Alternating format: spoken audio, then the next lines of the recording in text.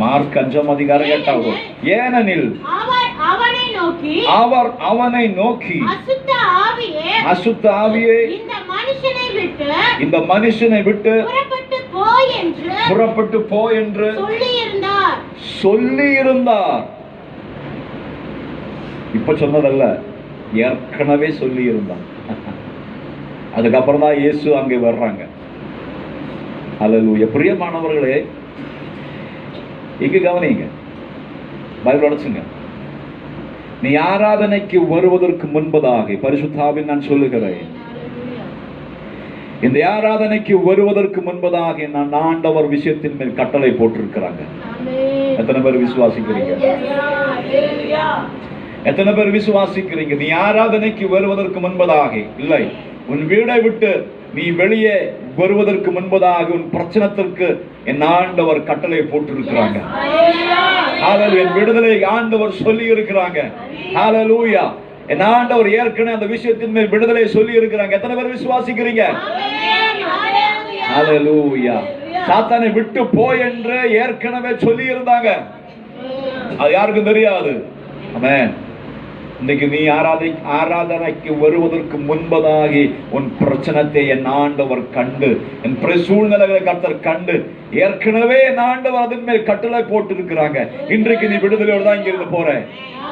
விசுவாசிகள் மட்டும் கர்த்தரை துதியுங்கள். இன்னைக்கு நீ விடுதலையோடு வெற்றியோடு தான் இங்க இருந்து திரும்பி போறேங்க.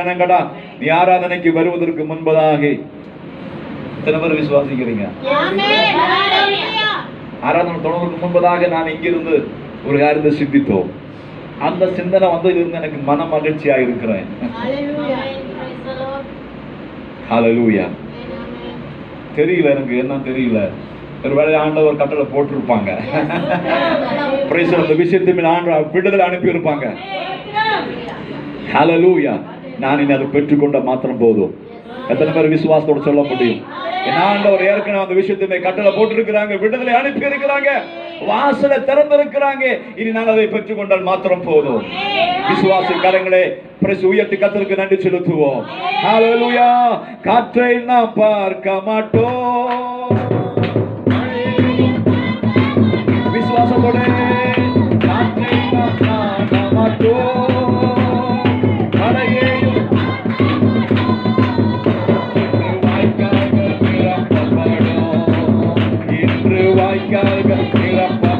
சொல்லுங்க, இன்று வாய்க்காக நிரப்பப்படும், இன்று வாய்க்காக நிரப்பப்படும். ஒரு விஷயம் கூட காற்றை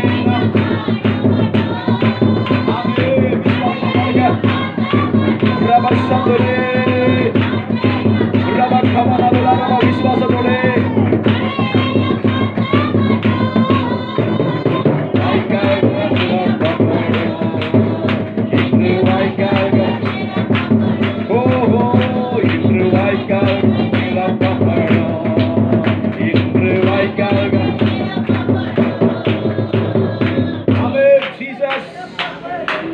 நீ வாய்க்கால்களை வெட்ட ஆரம்பிக்கும் போது ஆண்டவர் அங்கேயே எதை வரவழைத்தோம்? எஸ். எத்தனை பேர் விசுவாசிக்கிறீங்க? ஹல்லேலூயா. நீ வாய்க்கால்களை வெட்ட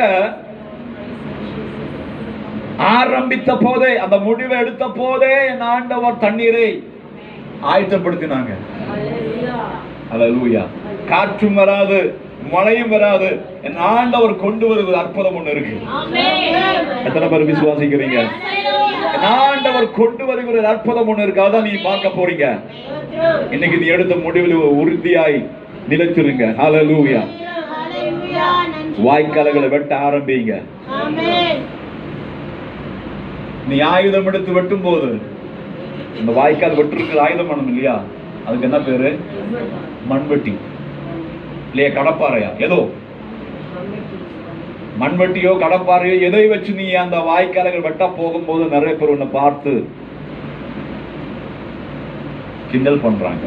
என்ன, டேய், மழையும் இல்ல, காற்றும் இல்ல, மேகமும் இல்ல, ஒன்றும் இல்லை, நீ ஆயுதம் எடுத்து போயிருக்கிறீங்களா? நீ வெட்ட ஆரம்பிச்சுட்டாங்கன்னு நிறைய பேர் உன்னை பார்த்து கிண்டல் பண்ணும்போது, உன்னை பார்த்து பரிகாசம் பண்ணும்போது, நீ எப்போ ஆயுதம் எடுத்தாரோ அப்போ என் ஆண்டவர் ஹாலியா தண்ணீரை வரவழைத்திருக்கிறார். நீ வாய்க்கால்களை வெட்டி வெட்ட வெட்ட வெட்ட வெட்ட தண்ணீர் உன் பக்கத்தில் வந்துட்டே இருக்கிறது.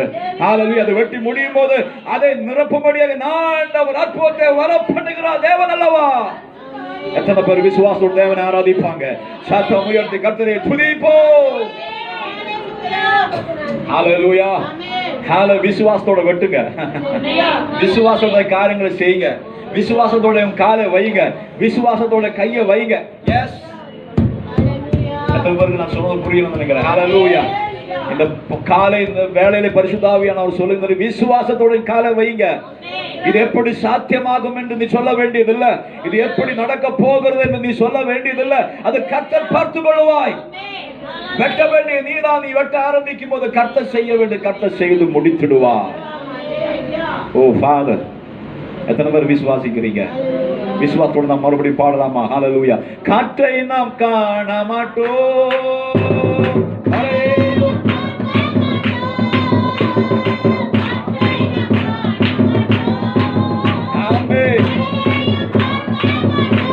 வாய்க்கால்கள் வாய்க்கால்கள் நிரப்பப்படும்.